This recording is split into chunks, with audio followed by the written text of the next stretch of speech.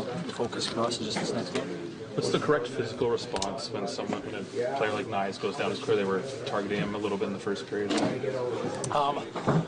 is what it is. It's over with. It happened. It's unfortunate. Knies has been playing so good for us, and we wish a speedy recovery for him. But I don't want to go too much into that.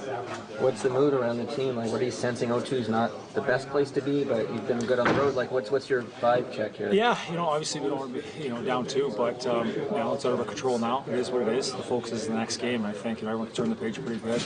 There's a good feeling in this room. There's a lot of hockey left to be played yet. Right. How do you personally draw on the 2019 experience? Yeah, I think going through a deep run like that and having those times where things aren't going well in the series and such, and realizing that it is a long series, and there still is a lot of hockey to be played. I think definitely gives me confidence in this. I kind of feel like the game. It's got to be leader in that way of kind of knowing that we are fine here. We are going to find a way to get back into this and kind of be confident that way. Are those memories still quite fresh for you? I'm sure they are. 4 years is not. I know a lot's happened in the last 4 years for everybody. Obviously, it was a special year and such, but I try not to look back at that unless it's something that I think can help. In this situation, I think I'm all here, and you have to find a new way to win. And obviously, there are good things to look back on, that things I think that might be able to help us. But it's kind of always kind of reinvent yourself every day. Right.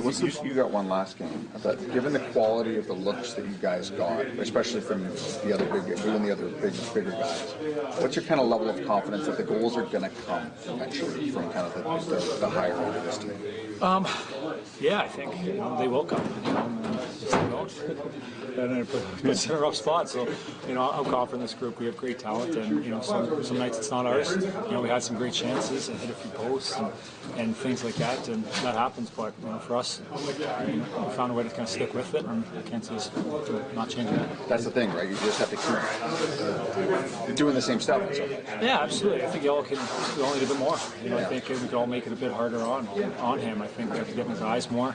If we do that, it's gonna make it harder for him. Is it a focus on getting back to the Tampa series, like you've done it before, kind of type thing? Those types of goals, is that kind of what you're hoping for? Oh, absolutely. Yeah, I think that's just the most direct way of putting the puck in the net and making a tough on goal is being in his eyes, making sure he can't see. So I think it's no secret. I think that's something we have to do. We have to make life difficult on him more, and winning those battles in front of the net from there. How encouraging is it to see William look away in the third period? Like, I can't imagine if he continues that, it won't go in. Yeah, gosh, he just took control there. You could just see the way he just holds on to the puck, and speed, the power. It just he keeps doing that, and he's going to put a lot in the net. Looking back on game 2, Ryan, given how well you guys came out, what's the feeling of how the game ultimately ended up playing out? What do you look at? I think, like you said, we had a good start. Things were going the right way, and then, had a few lapses that kind of just, gave them a spark and kind of let them get back in the game. And so, it's just being consistent with it. We know, the good thing is we know what it looks like when we are doing things well. We can we take control of the game and have pace and making good plays. It's just kind of being more consistent with that and limit those little lapses.